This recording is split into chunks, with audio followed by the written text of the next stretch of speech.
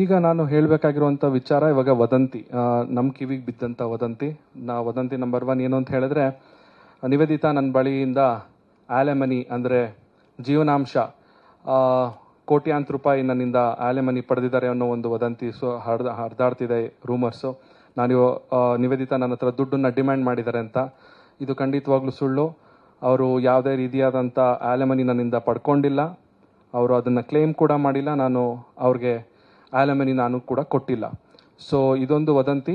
ಇವಾಗಲೇ ಮತ್ತೊಮ್ಮೆ ಕ್ಲಿಯರ್ ಮಾಡ್ತಾ ಇದ್ದೀನಿ, ಜೀವನಾಂಶ ಆಲೆಮನಿ ಅದನ್ನು ನಿವೇದಿತ ಅವರು ಕ್ಲೇಮ್ ಮಾಡಿಲ್ಲ. ನಾನು ಕೂಡ ಯಾವುದೇ ರೀತಿಯಾದಂಥ ಆಲೆಮನಿ ನಿವೇದಿತ ಅವರಿಗೆ ಕೊಟ್ಟಿಲ್ಲ.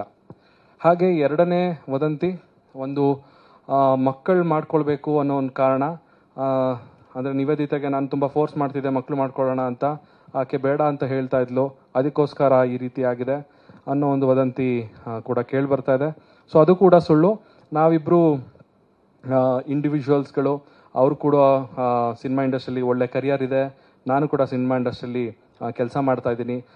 ಸೊ ಹಾಗಾಗಿ ಈ ಒಂದು ಏನಿದೆ ಈ ಮಕ್ಕಳು ಮಾಡ್ಕೋಬೇಕು ಅನ್ನೋದು, ಸೊ ನನಗೂ ಆದಂಥ ಇನ್ನೂ ಒಂದಷ್ಟು ಪ್ಲ್ಯಾನ್ಗಳಿದೆ ಏನೇನೋ ಮಾಡಬೇಕು ಅಂತ. ಇದು ಕೂಡ ಸುಳ್ಳು. ಇದು ಏನು ವದಂತಿ ನೀವೆಲ್ಲರೂ ಕೇಳ್ತಾ ಇದ್ದೀರಾ, ಇದು ನಮ್ಮ ಒಂದು ವಿಚ್ಛೇದನಕ್ಕೆ ಕಾರಣ ಅಲ್ಲ. ಸೊ ಹಾಗೆ ನಿವೇದಿತಾ ಅವರು ಕೂಡ ಚೆನ್ನಾಗಿ ದುಡಿತಾ ಇದ್ದಾರೆ, ಸಿನಿಮಾ ಇಂಡಸ್ಟ್ರಿಲಿ ಚೆನ್ನಾಗಿ ಅರ್ನ್ ಮಾಡ್ತಾ ಇದ್ದಾರೆ. ಅವರು ಕೂಡ ಇಂಡಿಪೆಂಡೆಂಟ್ ವುಮೆನ್, ಅವರು ಯಾರ ಮೇಲೂ ಡಿಪೆಂಡೆಂಟ್ ಆಗಿಲ್ಲ. ಹಾಗೆ ನಾವು ಜೊತೆಲಿದ್ದಾಗಲೂ ಅಷ್ಟೇ ಅವರ ಕೆಲಸನ ಅವ್ರು ನೋಡ್ಕೊಳ್ತಾ ಇದ್ರು, ಅವ್ರ ಖರ್ಚುಗಳನ್ನ ಅವ್ರು ನೋಡ್ಕೊಳ್ತಾ ಇದ್ರು. ಸೊ ಹಾಗಾಗಿ ಮತ್ತೊಮ್ಮೆ 2 ಪಾಯಿಂಟ್ ಮತ್ತೆ ಕ್ಲಿಯರ್ ಮಾಡ್ತೀನಿ. ಒಂದು, ಅವ್ರು ಯಾವುದೇ ರೀತಿಯಾದಂಥ ಆಲೆಮನಿ ಕೂಡ ತಗೊಂಡಿಲ್ಲ, ಅಂದರೆ ಜೀವನಾಂಶ ಪಡ್ಕೊಂಡಿಲ್ಲ ನನ್ನ ಕಡೆಯಿಂದ.